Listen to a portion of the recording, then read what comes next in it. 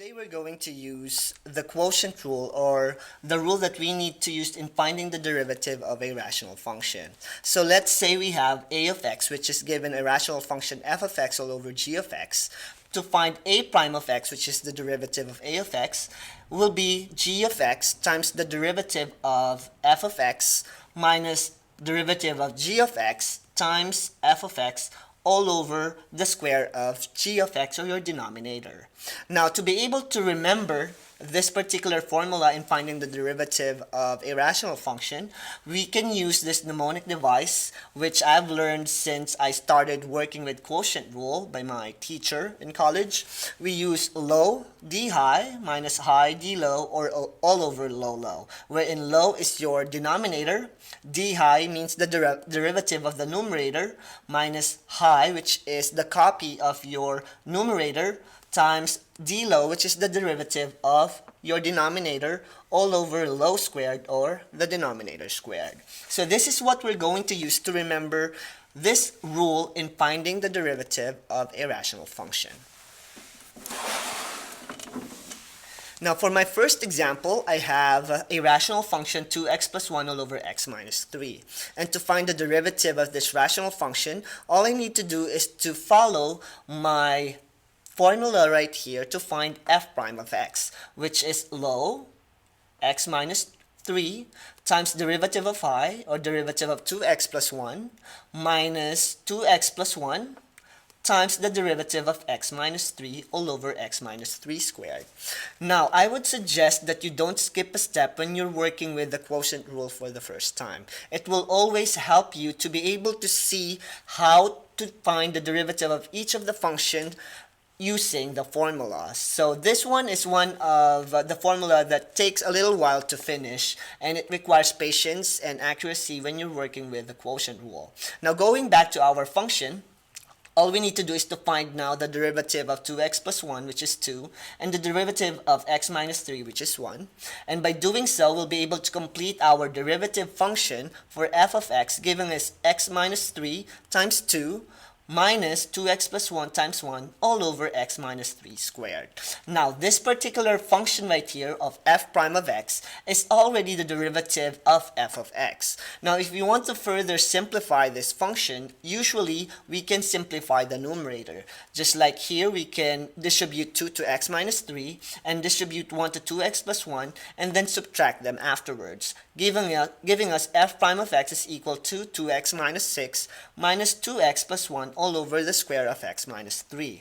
And by further simplifying it, we can eliminate 2x and combine negative 6 and 1 by subtraction, giving us negative 7 all over x minus 3 squared. So that's how we use the quotient rule in finding the derivative of your rational function. Now, for problem number 2, we have another rational function, which is 3 all over x cubed. Now, I'm going to introduce you another strategy in finding the derivative of a rational function. Sometimes you don't need to use this formula in finding the derivative of a rational function. Similar to this one, since your denominator is just one term, every time you have a one-term denominator, what you can do is just change your denominator into a negative exponent, giving you 3 times x to the negative 3. And by changing your f of x into this kind of function, makes it a lot easier for you to derive this function using the power rule. And the power rule, we can just find the derivative of x to the negative 3, which gives us negative 3 times x to the negative 4. Multiply 3 and negative 3 will give us negative 9, x to the negative 4, and if you want to get rid of the negative exponent, your f prime of x will look like negative 9 all over x to the 4th. So once again, if you have a one-term denominator in a rational function, you can use this approach in finding the derivative of the rational function. And if you have a two-term or more denominator in your rational function, I would suggest that you use your quotient rule. Now, for my third example, I have 2x cubed plus pi x all over 3x minus 7. Now, we're going to use the quotient rule right here because you'll notice that my denominator is a two-term denominator. So we'll use low d high minus high d low all over low low. So we have low derivative of high minus high derivative of low, all over the square of the denominator. Now we're going to find the derivative of 2x cubed plus pi x, which gives us 6x squared plus pi. And we're going to find the derivative of 3x minus 7, which gives us 3. And by simplifying our derivative function and replacing our ddx with this function right here, now we have a binomial 3x minus 7 times 6x squared plus pi minus 2x cubed plus pi x times the derivative of 3x minus 7, which is 3, all over the square of 3x minus 7. Now if you want to further simplify this, what you can do is you can FOIL your first term here in your numerator, distribute 3 to your 2x cubed plus pi x, and then subtract them afterwards.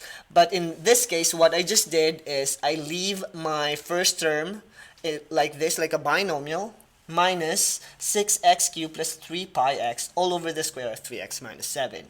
So once again, this particular equation is already the derivative of your function, so this one is already acceptable. And if you want to further simplify it, you can make the numerator smaller by foiling and canceling like terms or combining like terms in the process. And this is how we use the quotient rule in finding the derivative of a rational function.